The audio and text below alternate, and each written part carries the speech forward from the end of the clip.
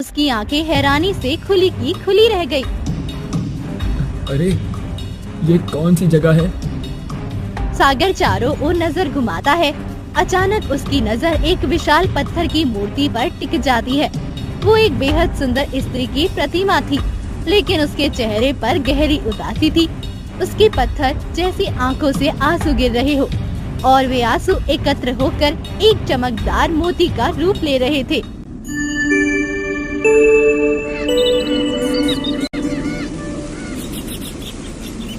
सूरज हल्का हल्का चमकने लगा था। ठंडी हवा नदी के किनारे सरसराने लगी। सागर अपनी नाव में बैठा जाल और कांटा डोरी संभालते हुए तैयार हो रहा था। उसके चेहरे पर एक शरारती मुस्कान थी। हर रोज की तरह आज भी वो अपनी पसंदीदा धुन में गुनगुनाने लगा। सागर चला जाल बिछाने, नदी किनारे नाव चलाने, हवा भी बोले लहरे गाए, आज तो ढेरों मछलियां आए। वाह क्या गाना गाता हूँ। मछलियां पकड़ने का तो मजा ही अलग है। हे भगवान, कल तो पूरा दिन मेहनत करने के बाद एक भी मछली हाथ नहीं लगी। घर में भी माँ भूखी बैठी है, किराएदार सेठ को भी पैसे देने हैं। मेरी मेहनत बेकार ना जाए प्रभु, आज कृपा करना, कम से कम इतनी मछलियां दे देना कि दिन भर की मेहनत सफल हो जाए और इसे बाजार में बेचकर 4 पैसे कमा सकूं, जिससे घर में चूल्हा जल सके। सागर मछली पकड़ने के लिए नदी की ओर बढ़ ही रहा था कि तभी बद्री नाव लेकर उसके पास आ गया और तिरस्कार भरी नजरों से उसे घूरने लगा। अरे सागर भैया, आप ही हो ना? हाँ हाँ, आप ही हो। अरे वाह, कहाँ चले महाराज? नदी की ओर जा रहा हूँ मछलियां पकड़ने। फिर वही बेकार की मेहनत। अरे सागर, जब भी तू मछलियां पकड़ने जाता है तेरे जाल में एक भी मछली नहीं फंसती। कुछ ना कुछ तो गड़बड़ हो ही जाती है। बेच नहीं पाता तू क्यों इतनी मेहनत करता है, हैं? आज भी देखना, फिर कोई ना कोई मुसीबत तेरे साथ जरूर होगी। तेरे जाल में एक भी मछली नहीं फंसेगी। तेरा नसीब ही फूटा हुआ है। अरे छोड़ ना, इसे समझाने से कोई फायदा नहीं। इसको तो रोज धोखा खाना पसंद है। चलो हम चलते हैं, इस निकम्मे की किस्मत ही बेकार है। तीनों हंसते हुए आगे बढ़ जाते हैं। सागर गहरी सांस लेता है लेकिन कुछ नहीं बोलता। फिर वो भी आगे बढ़ जाता है। कुछ देर बाद सागर नाव में बैठकर अपनी पूरी ताकत से जाल डालता है। उसकी सांसें तेज चल रही थी, लेकिन हौसला मजबूत था। बहुत मेहनत के बाद आखिरकार कुछ मछलियाँ उसके जाल में फंस ही जाती है। आखिरकार इतनी मेहनत के बाद कुछ तो हाथ आया। बस थोड़ी और मछलियां पकड़ लूं, फिर घर ले चलूंगा। लेकिन तभी पानी में हलचल होती है। नदी के ठहरे हुए पानी में एक बड़ा मगरमच्छ उसकी ओर बढ़ता है। उसकी लाल लाल आंखें चमक रही थी, जैसे किसी शिकार की तलाश में हो। सागर की नजर उस पर पड़ते ही उसका दिल जोर से धड़कने लगा। वो तुरंत अपनी नाव को तेजी से आगे बढ़ाने की कोशिश करता है। हे भगवान, आज तो जान गई। ये तो मगरमच्छ है। ये कहाँ से आ गया? आज तो गया मैं। अगर जल्दी कुछ नहीं किया तो सब खत्म। भागो भागो। वो घबराहट में चप्पू पूरी ताकत से चलाने लगता है। नाव तेजी से आगे बढ़ती है, लेकिन इस हड़बड़ाहट में सारी मछलियाँ जाल से छूटकर नदी में गिर जाती है। अरे अरे, सागर सेन फिर भाग कर आ गया क्या? अरे कहीं ऐसा तो नहीं कि नदी के जानवरों ने इसे मनुष्य मान लिया हो? लगता है मगरमच्छ ने इसे ऐसा दौड़ाया कि बेचारे की सारी मछलियां नदी में ही गिर गई। सागर सेन ने कोई जवाब नहीं दिया और चुपचाप अपनी झोपड़ी में चला गया। वो अभी चारपाई पर बैठा ही था कि तभी गांव के सेठ भी तरह पहुँचे और सागर को क्रोध भरी नजरों से घूरते हुए बोले। अरे सागर, कितनी बार तुझे याद दिलाऊं, कर्ज चुकाने का वक्त आ चुका है, समझा? मैं कोई भिखारी नहीं हूं जो तेरा इंतजार करता रहूं। सेठ जी, मैं जल्द ही आपका कर्ज चुका दूंगा। आज मैंने अच्छी मछलियां पकड़ी थी, मगर मगर अरे यार, फिर वही अगर मगर। हर बार कोई ना कोई बहाना बना ही लेता है तू। कभी तू कहता है मौसम खराब था, कभी कहता है जानवर आ गया था, और अब किस्मत को दोष दे रहा है। आखिर कब तक चलेगा ये नाटक, हैं? सेठ जी, मेरी तकदीर ही खराब है, तो मैं क्या कर सकता हूँ। मेहनत करता हूँ, पर ना जाने क्यों हाथ खाली रह जाते हैं। तकदीर वकदीर छोड़, ये फालतू की बातें मुझे मत सुना। साफ साफ सुन ले, अगर कुछ ही दिनों में कर्ज नहीं चुकाया तो तेरी ये झोपड़ी मेरी हो जाएगी। तब तू खुले आसमान के नीचे सोएगा, समझ गया ना? इतना कहकर सेठ गुस्से से पैर पटकता हुआ बाहर निकल गया। सेठ के कदमों की धमक धीरे धीरे दूर होती गई, लेकिन उसके शब्द सागर के कानों में गूंजते रहे। उसका शरीर थका हुआ था, लेकिन दिमाग उलझनों से भरा हुआ। उसने कांपते हाथों से अपना सिर पकड़ लिया। अगली सुबह सागर जाल लेकर नदी की ओर जा ही रहा था कि तभी उसे रास्ते में मिट्ठू तोता मिल गया। मिट्ठू मिट्ठू, हे राजन, इतने उदास क्यों हो? गांव वालों ने फिर से मजाक उड़ाया क्या? हाँ मिट्ठू, कल तो मैं मरते मरते बचा। अरे मिट्ठू तोते, इस पर दया मत करो। ये तो फूटी तकदीर लेकर ही पैदा हुआ है। कहीं इसकी छाया तुम पर पड़ गई तो तुम्हारी भी किस्मत ना फूट जाए। अरे दाड़ियाल इंसान, किसी की मेहनत का मजाक उड़ाना आसान होता है, लेकिन तकदीर का फैसला इंसान नहीं करता। मेहनत करने वालों का समय बदलते देर नहीं लगती। मिट्ठू की ये बात सुनकर बद्री का चेहरा गुस्से से लाल हो गया। उसने भुनभुनाते हुए सागर को घूरा, लेकिन कुछ कहे बिना पैर पटकता हुआ वहाँ से चला गया। सागर भी नदी की ओर बढ़ गया। सागर मेहनत से मछलियाँ पकड़कर उन्हें नाव पर रखता है। उसने अपनी मछलियों को देखकर संतोष की एक सांस ली और खुद से बड़बड़ाया, हाँ, आज तो किसी भी हाल में मछलियाँ बेचकर ही आऊंगा, चाहे जो हो जाए। नाव धीरे धीरे नदी के बीचों बीच पहुंच गई। चारों ओर शांति थी, सिर्फ पानी की लहरों की हल्की सरसराहट सुनाई दे रही थी। लेकिन तभी अचानक काले घने बादल घिराए। एक भयंकर आंधी चलने लगी। हवा इतनी तेज थी कि नदी का शांत पानी उफनने लगा। नाव ऊपर नीचे डोलने लगी और सागर ने संतुलन बनाए रखने की कोशिश की, लेकिन तब तक देर हो चुकी थी। तेज लहरों के झटके से उसकी सारी मछलियाँ पानी में बिखर गई। अरे ये क्या हो रहा है मेरे साथ? मेरी मेहनत हमेशा बेकार चली जाती है। क्या करूं, क्या करूं, क्या करूं मैं? हाँ? गांव के लोग जो पहले ही उसे नाकाम समझते थे, उसे देखकर उसका मजाक उड़ाने लगे। अरे देखो देखो, लगता है आज भी मछलियाँ नहीं ला पाए। अरे लगता है मछलियाँ इसे पसंद ही नहीं करती। सागर ने उनकी बातों को सुना और चुपचाप अपने घर की ओर बढ़ गया।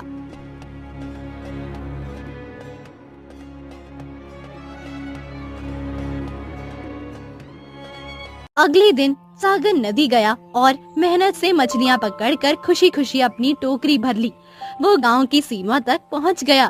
हाँ, आज तो किसी भी हाल में मछलियाँ बेचकर ही आऊंगा, चाहे जो हो जाए। सागर की आंखों में उम्मीद झलक रही थी, लेकिन तभी पीछे से किसी के कदमों की आवाज आई। इससे पहले कि सागर कुछ समझ पाता, एक लुटेरा उसके सामने आ खड़ा हुआ। वो रौबदार आवाज में बोला, ओए, ये सारी मछलियाँ मुझे दे दे, वरना अंजाम अच्छा नहीं होगा। सागर ने हिम्मत जुटाकर विरोध करना चाहा, लेकिन लुटेरा गुस्से में चीखा और उसे जोर से धक्का दे दिया। सागर लड़खड़ा कर गिर पड़ा और उसकी सारी मछलियाँ लुटेरा छीनकर भाग गया। अगली सुबह सागर फिर से नदी की ओर जाने के लिए तैयार खड़ा था।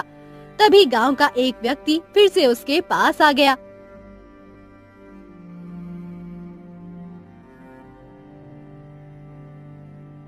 अरे अरे अरे सागर, इस बार एक काम कर भाई, पानी में डूबकर वहीं मर जाना और कभी वापस मत आना।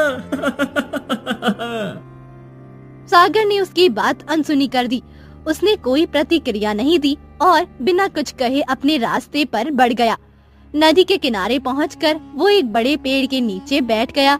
उसकी आंखों से आंसू बहने लगे।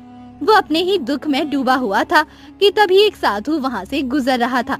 उसने सागर को इस हाल में देखा और ठहर गया। साधु के चेहरे पर गंभीरता थी, लेकिन आंखों में करुणा झलक रही थी। बेटा, अरे ओ बेटा, ये तुम्हारी आंखों में आंसू क्यों है? सागर ने सिर उठाया, उसकी आंखें लाल हो चुकी थी। उसने भारी स्वर में जवाब दिया, साधु महाराज, जिसकी तकदीर फूटी हो उसकी किस्मत में आंसू ही लिखे होते हैं। मैं मछुआरा हूँ, लेकिन बस नाम का। जब भी मछलियां पकड़ता हूँ कोई ना कोई मुसीबत आ ही जाती है। गांव में सब मेरा मजाक उड़ाते हैं। अब मेरे पास कोई रास्ता नहीं बचा।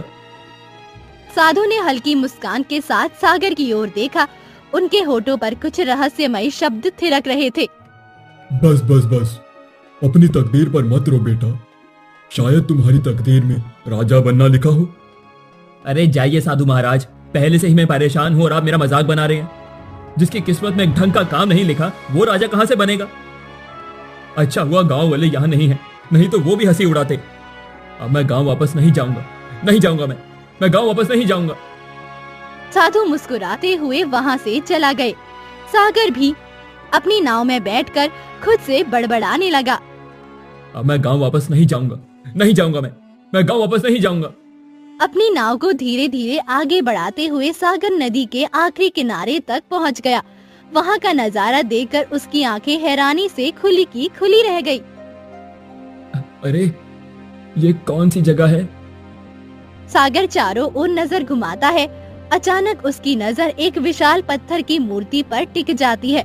वो एक बेहद सुंदर स्त्री की प्रतिमा थी, लेकिन उसके चेहरे पर गहरी उदासी थी। उसकी पत्थर जैसी आंखों से आंसू गिर रहे हो और वे आंसू एकत्र होकर एक चमकदार मोती का रूप ले रहे थे। अरे ये तो किसी राजकुमारी की मूर्ति लगती है, मगर यहाँ पर कैसे? सागर धीरे धीरे मूर्ति के पास जाकर बैठ गया। उसे गौर से निहारते हुए हल्की मुस्कान के साथ बोला, क्या वक्त है, क्या समय है। तुम भी अकेली हो, मैं भी अकेला। फर्क बस इतना है कि तुम पत्थर की हो, मैं नहीं। लेकिन जब लोग मुझ पर हंसते हैं, मेरा मजाक उड़ाते हैं, तब मैं भी पत्थर सा ही हो जाता हूँ। जवाब देने का कोई मतलब ही तो नहीं है ना? वो देर तक मूर्ति से बातें करता रहा। फिर अचानक चमकती हुई मूर्ति की ओर देखकर उसके चेहरे पर लालच झलक उठा। अरे ये मोती तो बहुत ही कीमती लग रहा है, अच्छे दामों में बिक सकता है, इसे उठा ही लेता हूँ। सागर मोती उठाकर वापस अपने गांव पहुंच गया और बाजार में उसे बेचने के लिए एक सुनार की दुकान पर जा पहुंचा। मोती की चमक देखते ही सुनार की आंखें चौंधी आ गई। इतना चमकदार मोती, भाई वाह, ये कहाँ से लाए? अरे इसे तुम्हें क्या मतलब? देखो भैया, नहीं तो मैं आगे किसी और से बात कर लूं। अरे हाँ, ठहरो भाई, रुको, मैं खरीदूंगा। ऐसी अनमोल चीज बार बार देखने को नहीं मिलती। ये लो भैया, ये लो इसकी अच्छी कीमत। सागर ने खुश होकर धन रख लिया। वो अपने घर जाने ही वाला था कि तभी वहाँ बद्रिया पहुँचा। अरे सागर, ये तो चमत्कार हो गया। तेरे हाथों में इतने पैसे, वाह भाई वाह। अब लगता है कि तेरी किस्मत बदल रही है। ये कहते हुए बद्री वापस चला गया। फिर सागर पैसे लेकर सेठ के घर चला आया और सेठ का कर्ज चुकाते हुए बोला, सेठ जी, तुम्हारा कर्ज चुका दिया है, ठीक है? सेठ चौंकते हुए बोला, अरे मुझे तो यकीन ही नहीं हो रहा। तेरी मछलियां बेच गई और इतना धन कमा भी लिया। लगता है तेरी तकदीर बदल रही है। सागर बिना कुछ कहे वहाँ से चला गया, लेकिन उसके कानों में बद्री और सेठ की बातें गूंज रही थी। क्या सच में मेरी तकदीर बदल रही है?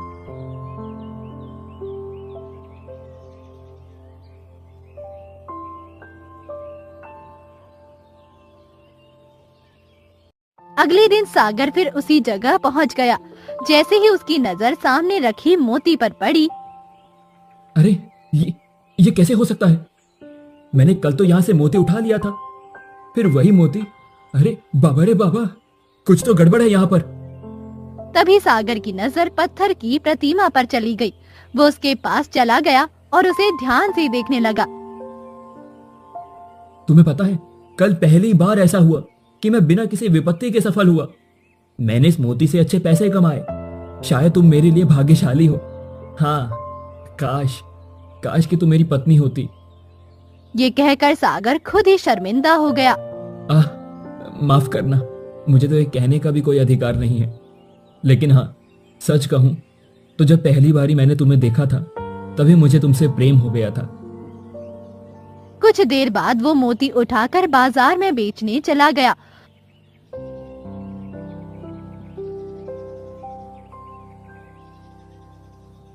अगले दिन फिर उसी जगह आ पहुंचा। उसने देखा कि आंसुओं से एक और मोती बन चुका है। अरे दादा रे, फिर से एक और मोती! अरे बाप रे बाप, ये जरूर कोई जादू है। हाँ हाँ। इतना बोलकर वो मुस्कुराते हुए मूर्ति के पास गया और सामने बैठ गया। तुम सच में बहुत ही रहस्यमयी हो। तुम्हें देखते ही मेरी आंखों को एक अजीब सा सुकून महसूस होता है। ना जाने क्यों तुम्हें देखकर मेरा मन हल्का हो जाता है। शायद इस जगह की वीरानी तुम्हारी वजह से कम हो गई है। हाय, काश ऐसा होता कि मैं तुम्हारी आवाज सुन सकता।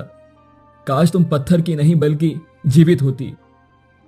सागर ने इतना कहा ही था कि तभी पत्थर की मूर्ति से एक सुरमई आवाज उसके कानों में जा टकराई। सागर, मैं कब से तुम्हारी बातें सुन रही थी। तुम्हारी सच्ची प्रेम भरी पुकार ने मेरे अंतर मन को जगा दिया है। तुम्हारी निश्चल प्रेम ने मेरी आत्मा को एक नई चेतावनी दी है। अब मैं तुमसे बात कर सकती हूँ। पत्थर की मूर्ति को अचानक बोलते हुए देखकर सागर के रोंगटे खड़े हो गए। वो घबराकर इधर उधर देखने लगा, मानो ये जानना चाहता हो कि ये सच में हो रहा है या कोई भ्रम है। उसके चेहरे पर भय और विस्मय दोनों झलकने लगे। उसकी सांसें तेज हो गई और दिल जोर जोर से धड़कने लगा। वो समझ नहीं पा रहा था कि ये कोई चमत्कार है या कोई रहस्य, लेकिन जो कुछ उसकी आंखों के सामने घट रहा था उसे नकार पाना असंभव था। क्या क्या ये कैसे संभव है? तुम तो पत्थर की मूर्ति हो, फिर तुम मुझसे बात कैसे कर सकती हो? मैं हमेशा से ऐसी नहीं थी सागर। कभी मैं भी तुम्हारी तरह हंसती, बोलती, खुली हवा में घूमती थी, लेकिन अब मैं सिर्फ एक आवाज हूँ। एक आवाज जिसकी रूह एक पत्थर की मूर्ति में कैद है। मैं कौन हूँ ये चाहकर भी नहीं बता सकती।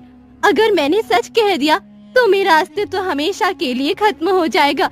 मेरा पूरा शरीर एक चमकते मोती में समा जाएगा। ये सिर्फ एक शाप नहीं, एक सजा है सागर। बरसों पहले मुझे इस पत्थर की मूर्ति में बदल दिया गया था। तब से मैं यहाँ अकेली खड़ी हूँ, इस वीरान जगह पर, जहाँ ना कोई आवाज आती है और ना ही कोई इंसान। लेकिन जब से तुमने यहाँ आना शुरू किया तब से ये वीरानी थोड़ी कम हो गई है। तुम्हारी बातें सुनकर ऐसा लगता है जैसे मैं फिर से जीवित हूँ। तुम विश्वास नहीं करोगे सागर, लेकिन जब तुम यहाँ से चले जाते हो तो ये जगह पहले से भी ज्यादा सूनी लगती है। मुझे बहुत बुरा लगता है। हर रोज तुम्हारा इंतजार करती हूँ मैं।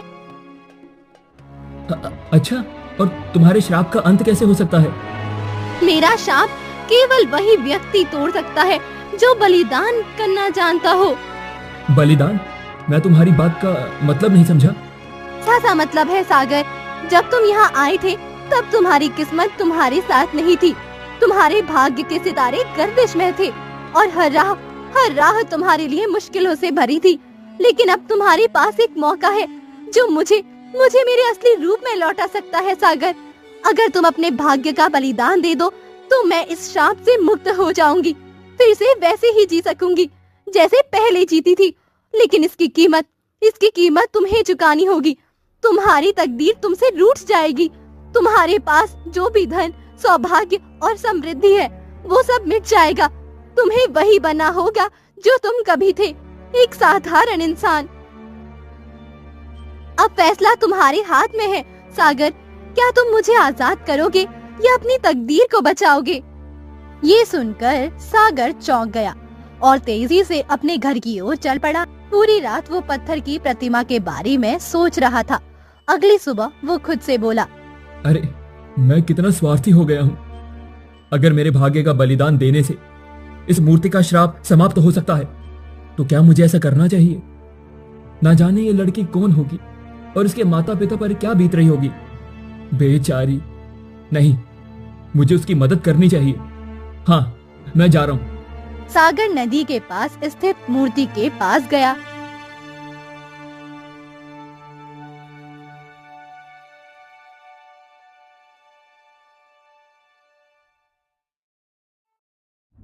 देखो, कल जब मैंने तुम्हारी बातों पर गौर किया तो मुझे बहुत बुरा लगा। कल मैं कितना मतलबी हो गया था, बिना कोई जवाब दिए यहां से चला गया। लेकिन अब मैं अपनी गलती समझ चुका हूं। देखो, मैं बलिदान देने के लिए तैयार हूं, क्योंकि सच्चाई तो यह है कि मैं तुमसे प्रेम करने लगा हूं।